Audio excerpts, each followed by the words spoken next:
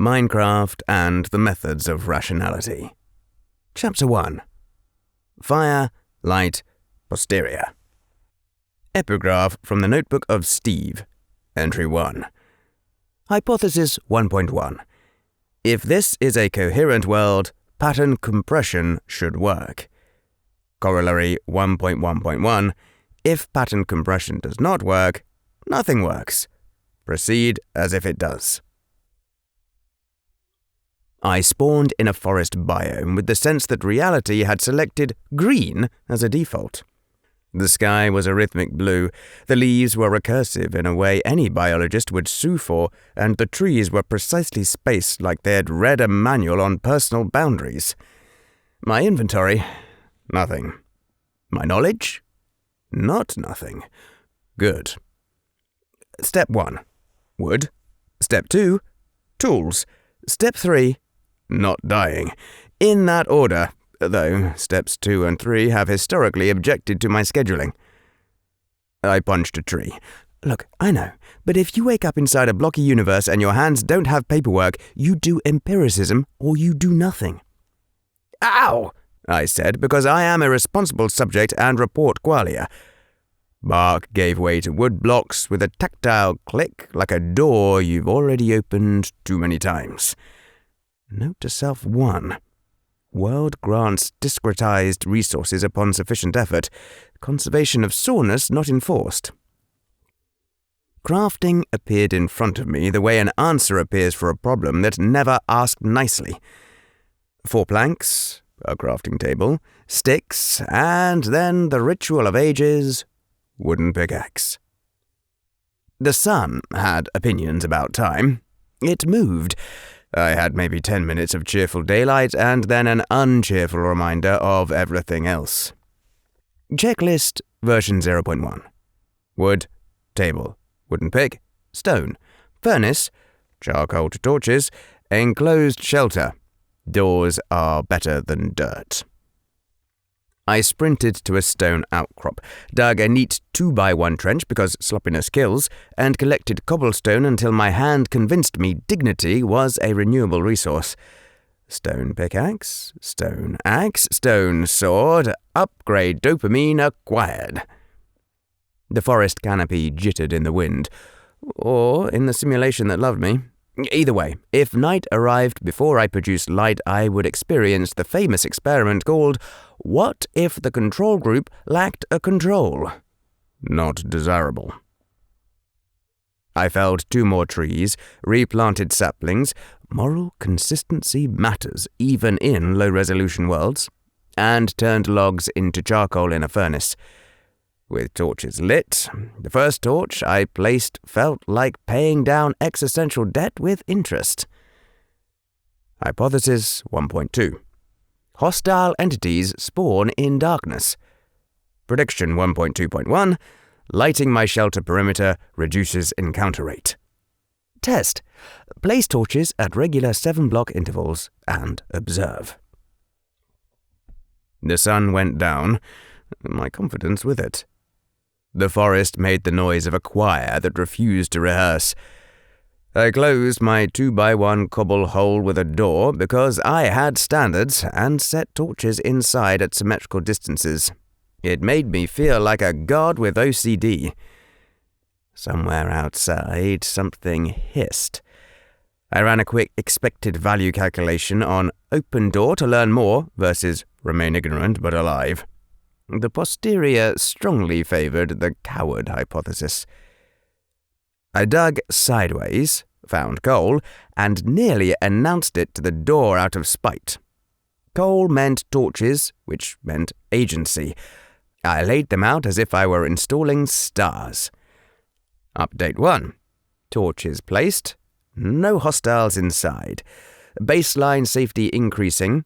Posterior probability that light equals safety rose from 0.7 to 0.9. Standing warm and smug in torchlight, I acknowledged a small problem. Food. My hunger bar was in a new relationship with the concept of 0. Options. A. Crops. They're slow. Option B. Animals. Ethically fraught, but effective. Option C, risk outside to scavenge. Option D, mushroom stew, if lucky. Option E, eat my principles. I listed pros and cons on the dirt wall with the point of my sword because I am dramatic, even underground. Night wasn't forever. I could tunnel, exit at dawn, and start agriculture properly. Then the hiss came again, closer and more attentional. The door creaked. "Unwelcome," I announced to the concept beyond it. "Also not peer-reviewed." I placed a second door behind the first and the third one sideways, so anything that entered would have to navigate bureaucracy. This is called passive defense through administrative burden. I recommend it. Heuristic 1. 2 layers, 1 siren. If you can't be strong, be layered. Stone scraped outside. The handle twitched. I took a breath, counted my torches like they were friends, and pulled the door open a crack. 2 green pixels of malice stared back from an animated anatomy diagram. A creeper. In the hierarchy of things that explode, creepers rank between "do not approach" and "please stop approaching me specifically." I closed the door gently. I am a rationalist, not a hero. Time passed. Hunger crept down another notch. Dawn bled into the edges of the doorframe like a slow apology. As light returned, I ventured out with a test. Creepers in daylight still explode, a prediction, but their pathfinding slows near edges. A wild guess. I placed cobble lips around the trench that led the creeper near one, backing up carefully, sword at the ready. The creeper got snagged, hesitated, and I jabbed twice, retreated, and jabbed twice more. Observation. Distant management matters. Rule. Proto. Keep distance law. Maintain roughly more than 2.5 meters and use terrain traps. Proof by continued existence. Satisfied with mere survival, I glanced at the sky where the sun sat like a deterministic metronome. The world had laws. This meant the world could be learned. "Good morning, universe," I said. "You're on notice." Checklist version 0.2. Light plus shelter, food plan, sustainable tools, map the local cognitive terrain, aka find neighbours. On the ridge to the north, a cluster of roofs broke the tree line. A village? A grocery store for the soul? I should have grinned. Instead, I frowned. Villages meant more variables. Trade, norms, expectations, coordination failures are a hostile mob by another name. "Data," I said aloud, which is how I flirt. I packed my torch constellation, shouldered a backpack that had no straps but lots of determination, and walked toward the possibility of civilization. Chapter 2. The Experiment Fair. Epigraph from the notebook of Steve, entry 7. Principle. Replace prestige with prediction. Reward people for being right the way they were wrong. The village was cobble and terracotta, wheat fields and footpaths, with a bell hung like a reminder that coordination takes object permanence. I approached with hands visible and the universal sign of "I am a nerd who won't steal your bread." I held a book. "Traveller," said an old blacksmith with forearms that remembered other forearms. "You're thin. That means honest." This was a test, or a proverb, or both. "I'm Steve," I said. "I'm here for trade, work, and possibly to refactor your superstition into falsifiable statements." Then I smiled like that was a normal sentence. The blacksmith narrowed his eyes in the way that evaluated both my soul and my competence. "Gaffer," he said, "we keep a simple pace.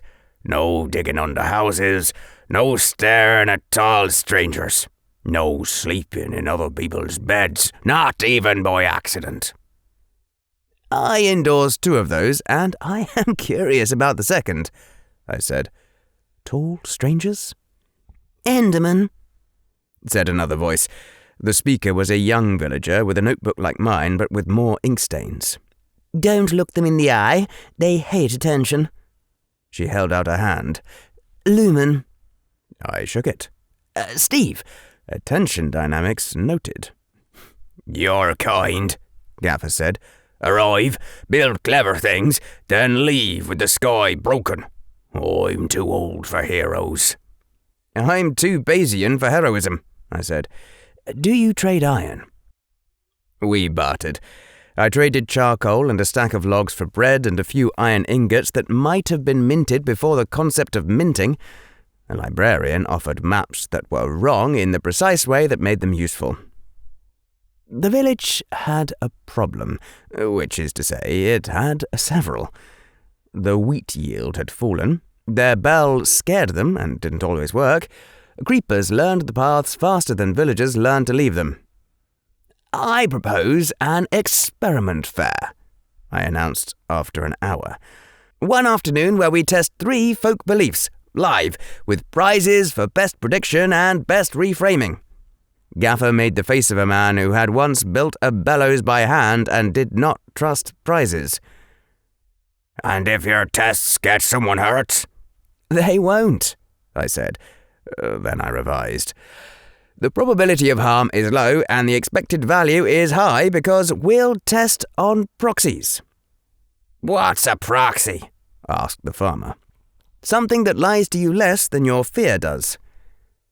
We gathered by the bell. Lumen had already made flyers in blocky letters that read, "Predict, don't pray," which I absolutely would have edited if I hadn't loved it on sight. 3 folk claims went on a chalkboard. 1. Creepers are drawn to bells. 2. Planting in rows of 4 curses the soil. 3. Endermen steal only from those who think about them. We fashioned tests. For 1, bell test. Dummy creeper stands, cactus on carts with green wool faces, placed at varying distances. Ring the bell. Observe actual creepers' paths from controlled release in a fenced pen. Yes, we built a creeper pen. Steel nerves! Wooden fence. Experiment 2. Row curse test. 2 identically lit plots, 1 planted in rows of 3, 1 of 4. We measured the yield over 3 in-game days and controlled for hydration. Experiment 3. Enderman attention test. Proxy. Placed carved pumpkins painted with eyes versus blank pumpkins, counted block theft events overnight with Lumen's tick counter and chalk grids. No one stares at actual Endermen because risk budgets are a thing. I passed out folded papers. Write your 90% confidence intervals for each outcome. If the world disagrees with your interval, you donate 1 loaf to the communal pantry. If it agrees, you take 1. I tilted my head. This is how we fund truth. Gaffer snorted. Bread taxes for lawyers." "Let's say predictors in training," I said. "It's friendlier, and I want you to like me." We ran the tests. The bell pealed. It did not attract creepers so much as synchronize villager movement. The dummy creatures remained beloved by children and unloved by explosions. Row of 4 yields were statistically indistinguishable from rows of 3. Hydration mattered more than geometry. The pumpkins told a story. Endermen stole blocks in patterns that suggested they avoided gaze-like symbols placed at head height, but not at chest height. "Attention works like light," I murmured. "Angle and intensity matter." Lumen's eyes shone. "You talk to the world like it's listening." "It is," I said, "in the specific and measurable sense." When the bell rang to end the fair, villagers swapped bread according to who'd been overconfident. The communal pantry grew. More importantly, the chalkboard gained 3 fresh sentences. 1. The bell is for us, not them. 2. Hydrate. Light. The harvest on cycle. Rows don't matter. 3. Endermen don't like being looked at by symbols arranged as gaze at their eyeline. Gaffer stood with arms crossed, looking at the pumpkin fences now placed around storage yards. You've replaced story with trickery. Technique, I said.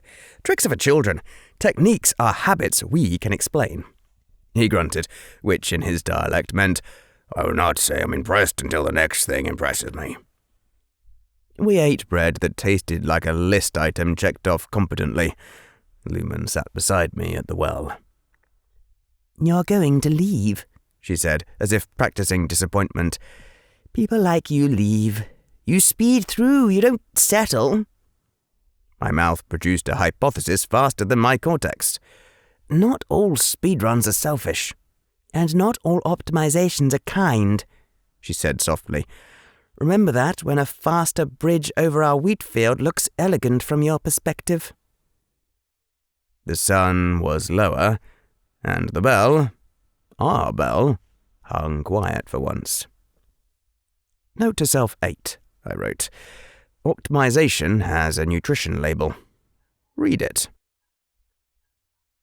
Chapter 3. The Coordination Proof. Epigraph from the Notebook of Steve, entry 14. Heuristic. If you cannot be safe, be predictable. If you cannot be predictable, be loud. The creepers came on the second night, which offended me because I wasn't finished labelling things. They gathered at the north fence in a mathematically suspicious distribution and began to solve the fence with their faces. "Bell!" shouted someone. Lumen reached for the rope. I grabbed her wrist. "Not yet," I said. "It synchronizes us too. If we all run to the bell and the north fence collapses, we funnel into an explosion." She swallowed. "What's the plan?" "Alarm tiers." I had drawn them earlier because drawing is my form of fear management. Tier 1. Torches flash on the west lamps. Shepherds retreat first. Tier 2. Runners move children to Central Square. Tier 3. Gaffer detonates the diversion trap and we form a line. Gaffer overheard the last part. You put TNT under the field? Only where the field was already terrible, I said. And it's a diversion. Clay decoy that looks like TNT but triggers a loud piston wall. I'm not cruel to wheat. We moved. Lumen sprinted to the west lamps. Redstone levers cranked, light pulsing a pattern I had stolen from heart monitors. The shepherds saw, understood, and retreated with sheep who did not share their values. At the north fence, I stepped forward with a shovel because sometimes courage and stupidity rhyme. I stamped a sign into the path. Do not chase creepers. Maintain distance. Fall back to terrain lips.